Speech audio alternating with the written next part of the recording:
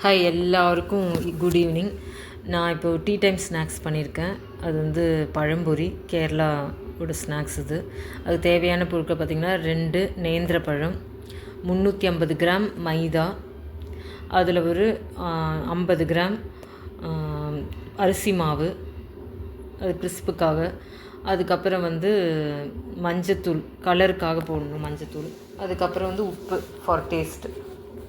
So இதுதான் இதோட இன்க்ரீடியன்ஸே, சரிங்களா?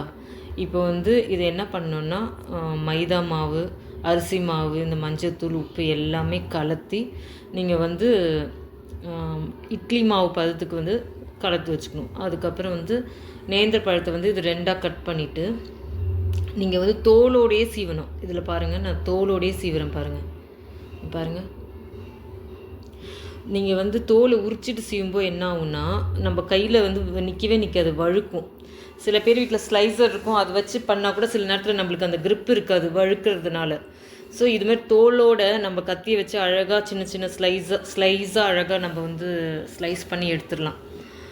அதுக்கப்புறமா கட் பண்ணதுக்கப்புறமா நீங்கள் வந்து தோலை வந்து மறக்காமல் வந்து ரிமூவ் பண்ணிடணும், நம்ம டிப் பண்ணி பொரிக்கிறதுக்கு முன்னாடி. ஸோ இது ஒரு டிப்ஸு யாரும் சொல்லியிருக்க மாட்டாங்க. ஸோ உங்களுக்கு வந்து இது பயமே இல்லாமல் கட் பண்ணலாம். எங்கடா வழுக்கி கையை கட் பண்ணிட போகிறோமோ அந்த ஒரு பயம்லாம் வேணாம். இது வந்து சூப்பராக நல்லா ஸ்லைஸாக வரும் பாருங்கள், சூப்பர் ஸ்லைஸாக வந்திருக்கும். இப்போ பார்த்திங்கன்னா எல்லாத்தையும் கட் பண்ணி நான் வந்து வச்சுட்டேன் பாருங்கள். ஸ்லைஸ் எல்லாம் வந்து பக்காவாக ரெடி ஆகிருக்கு. ஸோ இதில் வந்து பார்த்திங்கன்னா உங்களுக்கு வந்து தோல் இருக்குது பாருங்கள், அந்த சைடில் இந்த பின்னாடி எல்லாமே வந்து தோல் இருக்குது. இங்கே பாருங்கள், எல்லாமே தோல் இருக்குது இந்த சைடில். ஸோ இதை வந்துட்டு நீங்கள் வந்து என்ன பண்ணுறீங்க, அதை டிப் பண்ணி பொரிக்கிறதுக்கு முன்னாடி தோலை வந்து ரிமூவ் பண்ணிடுங்க. இது இருக்குது பாருங்கள், தோலை வந்து ரிமூவ் பண்ணிடுங்க. ரிமூவ் பண்ணிவிட்டு அதுக்கப்புறமா வந்து நீங்கள் வந்து டிப் பண்ணி பொரிங்க, சரிங்களா? எண்ணெய் வச்சுருக்கேன் ஸ்டவ்வில், இப்போ தான் வச்சுருக்கேன்.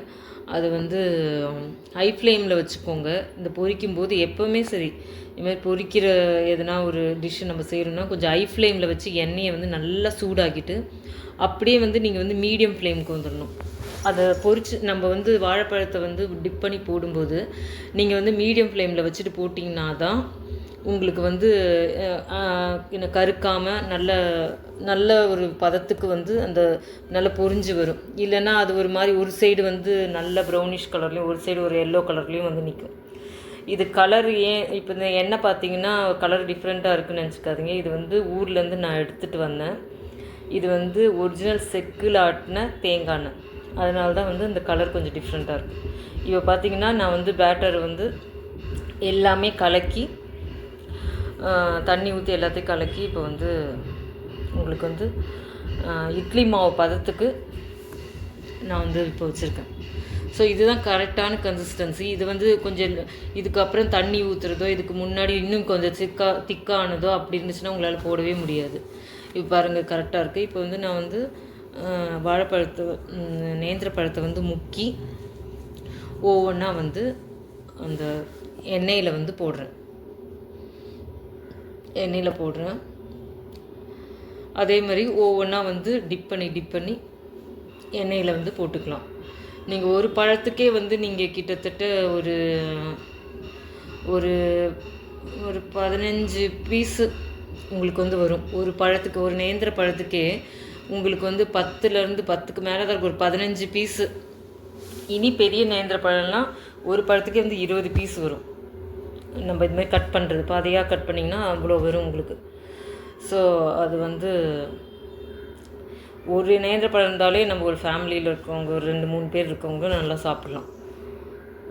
அது வந்து ஒவ்வொன்றா முக்கி போட்டுட்டு பாருங்கள், இப்போ வந்து நல்லா பொரிஞ்சு மேலே வந்திருக்கு. இது வந்து ஒரு சைடு நல்லா பொரிஞ்சதுக்கப்புறம் இன்னொரு சைடு மாற்றிட்டு நீங்கள் வந்து அந்த சைடு பொரிஞ்சதுக்கப்புறமா நீங்கள் வந்து அதை வந்து எடுத்துருங்க.